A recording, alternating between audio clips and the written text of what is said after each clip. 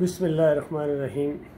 आजकल पूरे मुल्क में तूफ़ानी बारिशें और हर तरफ सैलाब और ख़ासकर कराची के अंदर तारीख़ी तबाही आई है बारिशों की वजह से, और देखकर अक्ल हैरान है कि किस कदर यानी बड़ी मुसीबत में वो लोग हैं। बड़ा अफसोस होता है, दुख हुआ है सारी चीज़ें देख के। दुआएं हैं उनके लिए, अल्लाह ताला उनकी परेशानियों में कमी करे और अल्लाह ताला अपनी रहमत को ज़हमत में बदली ना करे, क्योंकि ये बारिश अल्लाह की रहमत है। लेकिन जब वो ज़रूरत से ज़्यादा और नुकसान पहुंचाना शुरू हो जाए तो फिर अल्लाह की नाराज़गी का ये आसार होते हैं। तो ये तरह तरह की जो अल्लाह की नाराज़गी के आसार आते हैं, हल्के अजाब आते हैं, ये असल में ये एक हल्के कुचोके होते हैं। अलार्म होता है कि लोगों अपने मालिक और खालिक की तरफ रुजू करो, वो तुमसे नाराज़ है। अल्लाह ताला की रहमत रूठी हुई है, और अल्लाह की जो रहमत रूठती है, नाराज़गी आती है, अल्लाह के अजाब आते हैं, वो जो है वो गुनाहों की वजह से। और गुनाहों में सबसे बड़ा जो गुनाह है वो शिर्क है। ये सारी चीज़ें इस वजह से आती हैं और अल्लाह की तरफ रुजू किया जाता है। अल्लाह की तरफ रुजू करें और गौर व फिक्र करें, अक्ल को इस्तेमाल करें कि देखिए जिनको हम पूजते हैं, पुकारते हैं, जिनको हम अपना माबूद समझ रहे हैं अल्लाह के अलावा, दाता, दस्तगीर, मुश्किल कुशा, हाजत रवा समझते हैं, उनके चढ़ावे चढ़ाते हैं, उनकी दरगाहों पर जाके माथे टेकते हैं, ये तो खुद पानी में डूबे हुए हैं। हर जगह पूरे पाकिस्तान के अंदर और जहाँ जहाँ भी इस तरह की चीज़ें आती हैं, ये सब उसी तरह मज़ार भी डूब जाते हैं, पानी इनके अंदर चला जाता है, कब्रों के अंदर पानी चला जाता है, इनकी दीवारें गिरती हैं। और ये किसी की दाताई मुश्किल कुशाई कैसे करेंगे जो अपने घर की हिफाजत ना कर सके? बताइए, अपने घर की। जिस तरह अभी सारे पानी में डूबे हुए होते हैं, तो अगर किसी घर वाले को कहा जाए वो मेरे घर में पानी आ गया, ओ मेरी कुछ हेल्प करो, वो कहेगा मैं खुद डूबा हुआ हूँ, मैं क्या करूँ? तो ये खुद डूबे हुए हैं, तो ये हमारी मदद कैसे करेंगे? तो हमारे जो वज़ीर आला साहब हैं सिंध के, अपने शाह साहब, मुराद अली शाह साहब, ये इन हालात में भी जाके मज़ारों के ऊपर चादरें चढ़ा रहे हैं। अब्दुल्ला शाह गाजी जाके चादर चढ़ा रहे हैं, पता नहीं और किसी दरगाह के ऊपर चादर चढ़ा रहे हैं। भाई चादर चढ़ा रहे हैं तो इनकी कारकर्दगी के ऊपर भी तो वज़ीर आला साहब ज़रा कुछ तवज्जो दें ना। इन्होंने क्या किरदार अदा किया है इस सैलाब को रोकने के लिए, इन मुसीबतों को, कोरोना को टालने के लिए इन्होंने क्यों किरदार अपना अदा नहीं किया है? इनकी बात पोस्ट कौन करेगा? इतना ज़्यादा इनकी सेवा करते हैं, इनके पीछे पीछे जाते हैं, उनको बड़ी ताकतों वाला, बड़ी कुदरतों वाला और सब कुछ मान रहे हैं, पीछे जा रहे हैं उनके सामने। तो उन्होंने क्या किरदार अदा किया है इस मुश्किल वक्त में? अगर काम कोई चीज़ आई है तो हमारी फौज आई है, मेरे भाई वहाँ गए हैं, वहाँ वर्दियों में गए हैं, कितनी जाके उन्होंने मुसीबत किया। हर दफ़ा इसी तरह होता है, फौज जाती है वहाँ जाके मुश्किल मुसीबत के अंदर अपने भाइयों को निकालती है, कश्तियों पर बिठा के लाती है।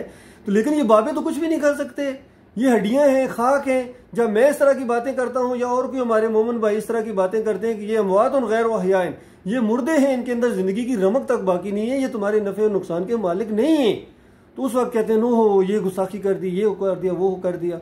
और जब मैं कहता हूँ ये उठ के करते क्यों नहीं है, तो आप कहते हैं भाई ये कैसे करें जी, वो ये कुछ नहीं कर सकते हैं। ये बिल्कुल उसी तरह का माहौल बन गया है जिस तरह इब्राहीम अलैहिस्सलाम जब दावत देते थे कि लोगों इनको तुम अल्लाह के अलावा पूजते हो, पुकारते हो, ये बेजान चीज़ें हैं, तुम्हारे अपने हाथों की बनाई हुई मूर्तियां हैं, ये कुछ नहीं कर सकती हैं। तो उसके बाद वो कहते थे ओह ये बड़ा गुस्ताख हो गया, ये बड़ी हस्तियां हैं, ये इनके अगर खिलाफ कोई आवाज़ उठाए तो उसको कलाबाजियाँ लगा देते हैं, उसको नुकसान पहुंचा देते हैं। इस तरह के अकीदे फलसफे थे उनके। फिर एक दिन इब्राहीम अलैहिस्सलाम ने उनकी आंखें खोलने के लिए, उनकी मुर्दा ज़मीरों को जगाने के लिए एक चाल चली। वो जब कौम उर्स के ऊपर जा रही थी, मेले के ऊपर जा रही थी, तो इब्राहीम अलैहिस्सलाम को कहा कि आप भी चलें। इब्राहीम ने कहा मैं जो है मेरी तबीयत ठीक नहीं है। पूरा प्रोग्राम था, करना क्या है। तो जब वो कौम मेले के ऊपर चली गई, उर्स और मेले मुशरिक कौमें करती हैं, ये मैंने पहले भी अपनी वीडियो में तफसीली बताया था कि ये उर्स और मेले, ये चादरें, ये मोमिनों का काम नहीं है, ये मुशरिक कौमें करती हैं।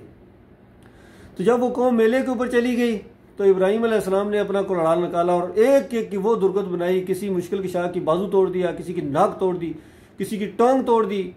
और जो उनका सबसे बड़ा पीराने पीर था, यह मुशरिक कौम देखिए एक बड़ा भी मानती है, ये जी हमारा पीराने पीर है जी, ये गौसे आजम है जी, तो उस दौर का जो गौसे आजम था ना, उसके क्या नाम है, कंधे के ऊपर इब्राहिम अलैहिस्सलाम ने कुल्हाड़ा रख दिया।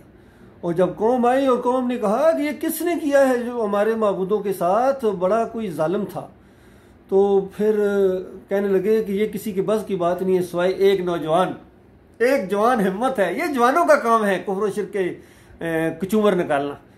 तो उसका नाम इब्राहिम है, उसको पकड़ कर लाओ। गिरफ्तारी आर्डर जारी कर दिए गए, पर्चा कट गया। तो इब्राहिम अलैहिस्सलाम को गिरफ्तार करके लाया जाए ताकि सबके सामने जब ये इकरार जुर्म करेगा तो उसके बाद इसको ऐसी इबरतनाक सजा देंगे कि फिर किसी की जरूरत नहीं पड़ेगी कि ऐसी बात उठाए, ऐसी तौहीद की दावत, ऐसा रद्द शिर्क। कहते हैं हमारे यहाँ एग्जेम्पलरी पनिशमेंट इसको दो। मुझे भी फौज वालों ने इसी तरह एग्जेम्पलरी पनिशमेंट दी थी कि इसको फौज से निकाल दो, ये तौहीद की बातें करता है, ये शिर्क का इनकारी है और ये कहता है कि सिर्फ एक अल्लाह मुश्किल कशा है, कोई और जो पुकारे के लायक ही नहीं है। ये जो तुम पुकारते हो नारा हैदरी, दम दम अली अली या अली, मतलब ये ना करो। तो वहाँ भी एग्जेम्पलरी पनिशमेंट देने के लिए कौम आगे बढ़ी। तो इब्राहिम अलैहिस्सलाम ने कहा कि इस बड़े ने किया है, देखो रंगे हाथों तो बड़ा पकड़ा गया है और थोड़ा कुछ नहीं उठाया हुआ है। तो कौम शर्मिंदा हुई, कहते इब्राहिम तुम जानते हो ये इस तरह ये कुछ नहीं कर सकते हैं। तो यही तो इब्राहिम अलैहिस्सलाम चाहते थे कि कहें। तो फिर उसके बाद कहा कि तुफ है तुम्हारे ऊपर, तुफ है और तुम्हारे ऊपर, तुम्हारे इन माबूदों के ऊपर कि जो अपने नफे नुकसान के मालिक नहीं है, उनको पूजते पुकारते हो और फिर मुझे डराते हो कि तुम्हारे माबूदों की कुछ मार बढ़ गई है, तो खुद गौर कर लो। तो उन्होंने अपने आप में झांका और कहते हैं कि जालिम खुद ही हो। लेकिन उसके बाद फिर शरारती किस्म के जो लोग होते हैं ना, अबू जहल जैसे, उन्होंने कहा नहीं नहीं नहीं, अपने माबूदों की हमायत करो, इब्राहिम को आग में डालो, ये करो। ये नहीं, साबित हो गया कि ये माबूद तुम्हारे हमायती नहीं है, तुम इनके हमायती हो। तो बताओ, यही मामला आज हमारे साथ पेश आ गया। तीनों लोग अपने घरों को बचाएं कि अपने दरगाहों को बचाएं। दरगाहों में भी पानी आया हुआ है, वो भी अब उसमें से पानी निकाल रहे हैं, कीचड़ निकाल रहे हैं। उसके बाद फिर सफाई करने के बाद फिर नई चादर जब डालेंगे और फिर उसके बाद जनाब ये दाता दस्तगीर मुश्किल कशा ये दरगाह बन जाएंगी जी। फिर इनकी जो गद्दी नशीन है, ये सारे बड़े बड़े मजावर ये मेंढकों की तरह ट्रें ट्रें करते हुए बाहर निकलेंगे और लोगों को बेवकूफ़ बनाएंगे कि यहाँ से मुरादें हासिल होती हैं, यहाँ से ये चीज़ें होती हैं। तो अल्लाह के बंदो, आँखें खोलो, आँखें खोलो और गौर व फिक्र करो, अपने मालिक और खालिक को पहचानने की कोशिश करो और फिर आपको पता चलेगा कि सही दीन क्या है और आपकी असल मर्ज क्या है, आपकी असल कमज़ोरी क्या है और आपकी असल बर्बादी क्या है। तो ये बात आपको बिल्कुल समझ आ जाएगी। और उसके बाद फिर ये देखिए, जैसा कि मैं अक्सर कहता रहता हूँ कि हर मौके के ऊपर फ़ौज ने बहुत बड़ा किरदार अदा किया है। वो बिलों की वसूली का मामला हो, वो जनाब सैलाब के अंदर हो, वो ज़लज़ले के मामलात हों, वो रोडें बनाने के प्रोजेक्ट्स हों और वो यहाँ जनाब बारिशों का मामला हो, सारी हर जगह फ़ौज आती है। तो ये बात भी फ़ौज ही के हिस्से में आई है कि इस फ़िरकाबंदी को ख़त्म किया जाए, शिर्क को ख़त्म किया जाए। ये सबसे बड़ी डायन है, चड़ेल है जो कौमों को बर्बाद कर देती है। तो एक आलिम दीन फ़ौजी अफसर डॉक्टर मसूदुद्दीन उस्मानी रहमतुल्लाह अलैह, एक्स कैप्टन आप उसको उनको कहते हैं, वो भी आर्मी में कैप्टन थे, मेडिकल के शोबे में थे, आलिम दीन थे। उन्होंने इस आवाज़ को उठाया। तो इन जो मौजूदा जितने उलमा हैं, जिनको ये उलमा कहते हैं, हालांकि आलम तो वो होता है जो भी अल्लाह की किताब का जानने वाला हो, अल्लाह से डर कर ज़िंदगी बसर करने वाला हो, वो आलम होता है। लेकिन ये हमारे फ़िरका परस्त जो भाई हैं ये नहीं मानते, कहते नहीं नहीं, किस मदरसे की सनद है जी इनके पास, तो वो इन्हीं की मदरसों की सनद लेकर आए थे, वफाकल मदारस की सनद लेकर आए हैं, सनद याफ्ता क्वालिफाइड मुफ्ती। तो उन्होंने जनाब इनका तिया पांचा कर दिया इनके अकायद का, और मुख्तलिफ किताबें भी उन्होंने लिखी, ईमान खालस, किस अव्वल, किस दौम, फिर वफ़ात ख़त्म रसूल, फिर ये मज़ार, ये मेले, फिर अज़ाब बरज़ख, वसीले का शिर्क, ये अल्लाह का घर और ये दरगाहें, फ़लाह का रास्ता, भूला सबक, ये सारी चीज़ें मुख्तलिफ छोटे छोटे किताबें। इसके अंदर उन्होंने पूरी तरह इनका शिर्क और कुफर और उम्मत मुस्लिमा की बर्बादी जो हो रही है, इसके असल जिम्मेदार और इनके मशाहिर, इनके अकाबरीन का पूरा पोस्टमार्टम करके, ख़ासकर इन सूफिया के अकायद का भी, कि किस तरह ये वादतुल वजूद, वादतुल शहूद और ये सारे अकायद इनके जो है ये मुशरकाना हैं, अल्लाह की किताब के ख़िलाफ़ हैं, अल्लाह की रहमत को इन्होंने रोका हुआ है।